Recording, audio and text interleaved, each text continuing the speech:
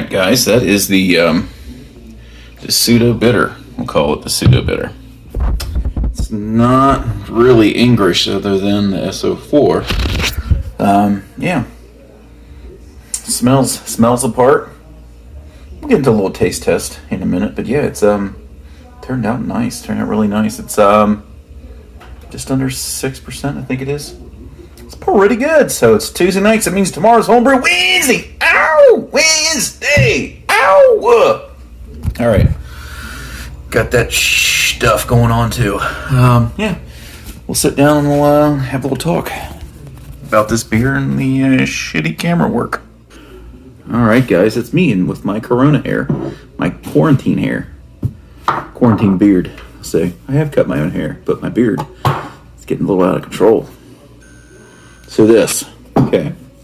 So this finished right at about 10:10, 1.09. It was right. It's pretty dry, is what I'm saying.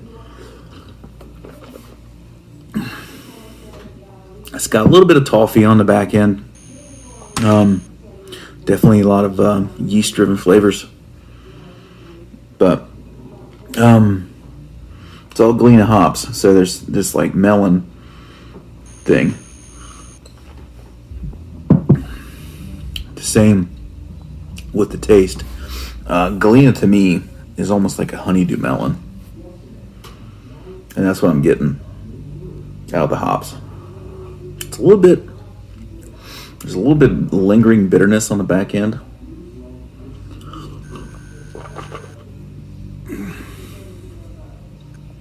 But it's going to be an easy drinker. So it started out, I think it was 10:53. It finished at 10:10. So that puts it just a little over like 5.5, between 5.5 and 6%. I think it is what, yeah, unless I've calculated wrong. I have to do the calculations again, but I'm pretty sure it's right about 5.5%, 5.6%. Yeah, I didn't use any Maris Otter, so it's all 50% Pilsner, 50%. No, actually, Jesus Christ, I can't even do math in my head. I went through the grist the other day, but it's, what is it, 50% two-row, 40% Pilsner, 5% Copper, 5% 40. So that's it. It's all 100%. Then it's about 45 IBU-ish.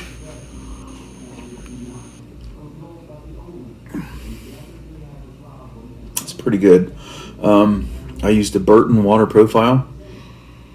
So, yeah, it cleared out nicely. And this is just a day. Let's see. I kegged it Sunday afternoon. So it really needs another day on the CO2, but it's a lot more clear. With the light behind me, if I can get the light right. But it's more clear, me looking at it than you looking at it. So yeah, it turned out pretty good. It's got a nice, it's on a light side of medium body on it. It's not watery, but it's not real thick like motor oil. But yeah, it's that's gonna be a good one. I'll be a pretty good drinker there. So one thing, I don't know if I mentioned this last week, but one thing that I did for the IPL brew day, that's what's currently cold crashing right now. That's about as cold as that thing gets, about 45. I forgot yeast nutrient, and I forgot oil flock in the brew day. So the thing looks, let me grab this. This sponge is about what the beer looks like. It's a little bit, well, it looks darker on probably on your screen than it does here, but that's what it looks like. So what I did, let's see, when did I cold crash those? I think I started those Friday, but I think Saturday morning. I think it was Saturday morning. Or Saturday afternoon. I put some gelatin in secondary. So Okay, yeah, that's what I did. Like, so I dry hopped it. I started the cold crash Friday, Thursday. Let's see here. I can't remember.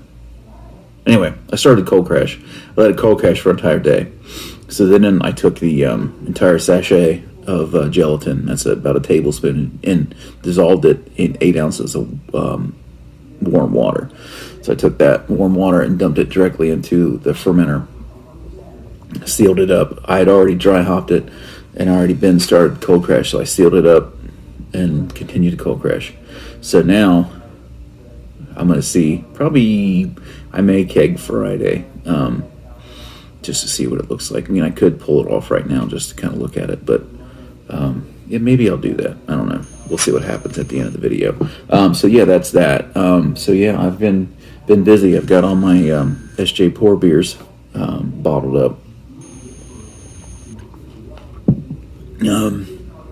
Kegs cleaned, beer lines cleaned, got a bunch of shit done.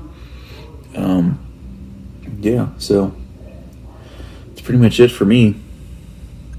I wish I had some stuff to show you, but I don't have anything to show you. So that's it, guys. Be short and sweet. I always feel like I forget something. I always feel like I'm forgetting to talk about something that I should be talking. Oh, one thing. Let me grab this damn thing.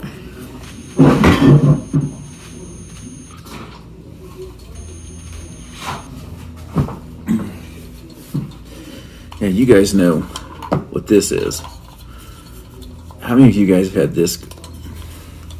How many of you guys have had this problem happen? I took it apart. I never take this thing apart. Never take it apart. Because I always turn it upside down, and I push water from my faucet down through the little screen in the red piece that sits inside the tub, right? I always pour water down through there until it starts running clear, until all the suds go away. That means the sour sand's diluted to the point where it's not making bubbles. So I just felt like, well, let's take it apart and see what happens. As soon as I took it apart, everything's fine. I got to put it back together and the damn thing breaks. So I've got to figure out what I'm going to do with this, if I'm going to try to fix it or if I'm just going to buy a new one. Not happy with it. I'd love to find a stainless steel version of this, but that's probably going to be a lot of money if I could find one, which I have not found. I haven't looked real hard, but so that's aggravation. But all right, guys. Yeah, that's pretty much it for me. I'll see you guys next week, hopefully with some IPL. All right, guys. Cheers. Peace. So I took the lid off the fermenter, and there's too much dry hop shit still floating around on the top of it. So I said to hell with it. You can't see anything, but anyway, guys. All right, that's it. I'm done. Cheers. Peace.